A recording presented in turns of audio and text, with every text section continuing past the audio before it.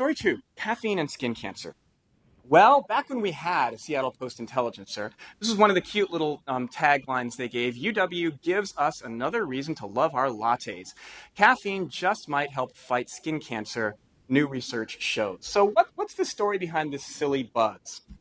Well, how did we get linked up to caffeine and caffeine get linked to skin cancer? This was one of my favorite images, a provocative image of how our friend, sun, that we need in so many different ways, also causes aging and skin cancer, a variety of types of skin cancer. Here's sun hitting an image of skin in this beautiful Scientific American image, hitting the cells, damaging DNA, causing actually some good things to happen to it. It decreases some inflammatory processes, very useful for psoriasis, but it can cause cancer as well. And we focused on one particular problem, and today is not a day about details, but broadly speaking, we looked at how cells divide. Big area in biology. And cells divide by going through these phases of the cell cycle over about a day. One cell literally divides into two, okay? And that is regulated by something called cell cycle checkpoints that make sure one task inside the cell is finished before you start the next one. Here we're going to focus on, did you make 2 copies of DNA before you tried to split in 2?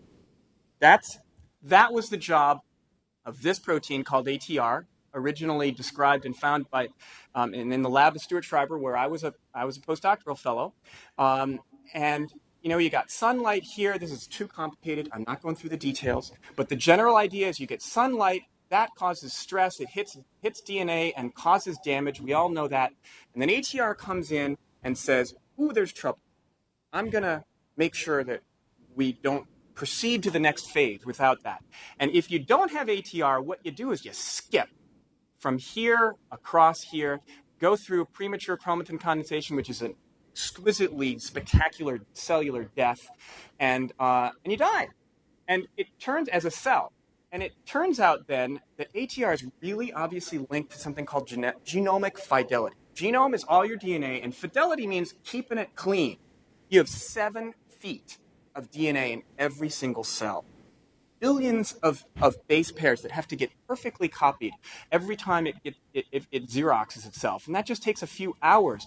So ATR is a key aspect of how you do this right, and it ensures that DNA replicates before mitosis happens. Pretty simple concept.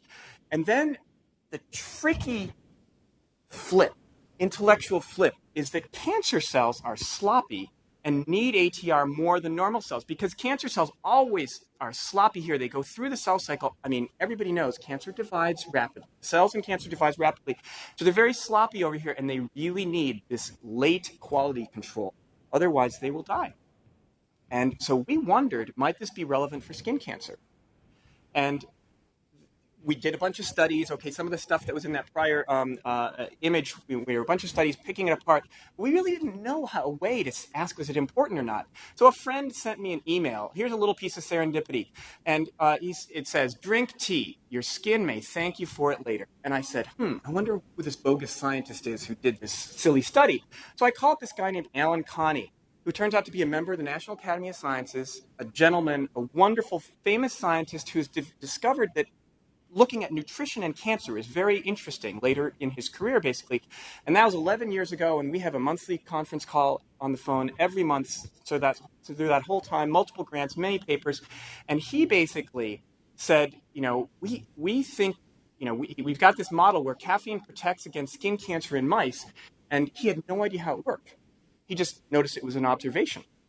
And so he said, we think we might know how it works. And so here's just one little snapshot of the study, one of the studies, this came out last year, protection from ultraviolet, that's sunlight-induced skin cancers, basically, by genetic inhibition of ATR, that's what I told you about before, kinase. And so what we did was we made mice that had a suppressed level of this protein. We wondered was significant or not. And what I failed to mention was that caffeine inhibits this protein.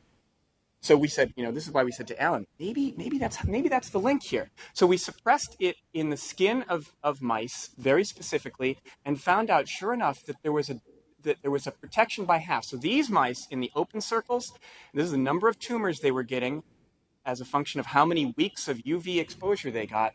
This is what happens to normal mice.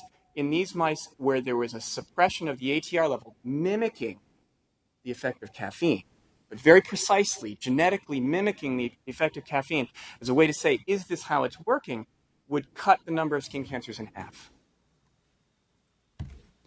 And here's why it's intriguing in humans. After that observation that Alan made in the mice, 93,000 women in the country, this is not our data, were studied, daily coffee consumption and prevalence of non-melanoma skin cancers in Caucasian women.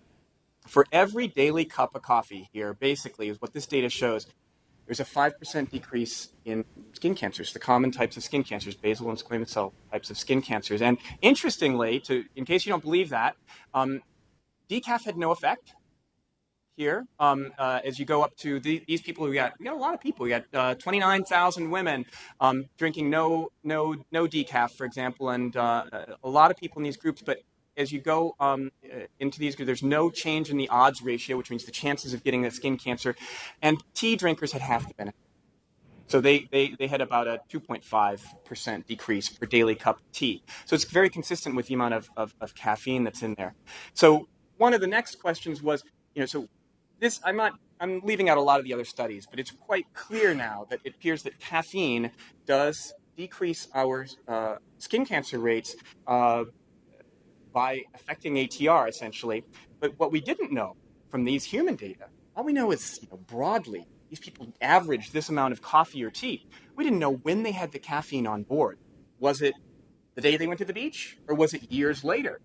There's actually theoretical reasons that could be either. So we're now in the midst of a study asking when should caffeine be present on skin to prevent skin cancer, and this can be applied topically, or you can drink it. The mice can basically drink coffee, and they get protection just like humans. And we just had two different models with their big mouse experiments, very involved, major efforts, where we gave a bunch of UV for 10 weeks and then put caffeine on the skin, or gave UV caffeine, UV caffeine, UV caffeine. And I can tell you the data isn't all analyzed yet. It's not characterized fully. The answer is here, number 2. You pretty much need the caffeine there at the time of the DNA damage. And so that has implications in terms of developing sunscreen. Should caffeine be in sunscreens? It acts like a sunscreen, which is data that I didn't show you. It will decrease DNA damage and block redness and such. But independent of that, and we always gave our caffeine right after the UV, so we didn't contaminate this issue. It seems to have effects via ATR, that it reduces skin cancer development, increases apoptosis, which is a fancy word for cell death, in cells that have just been damaged by UV. We're still only talking 1 in 1,000 cells being eliminated by this, but that's enough. Get rid of the bad actors and you decrease skin cancer, and it also, in data that I didn't show you, decreases transverse wrinkles and can protect skin, essentially, from the sun. So that was story number 2.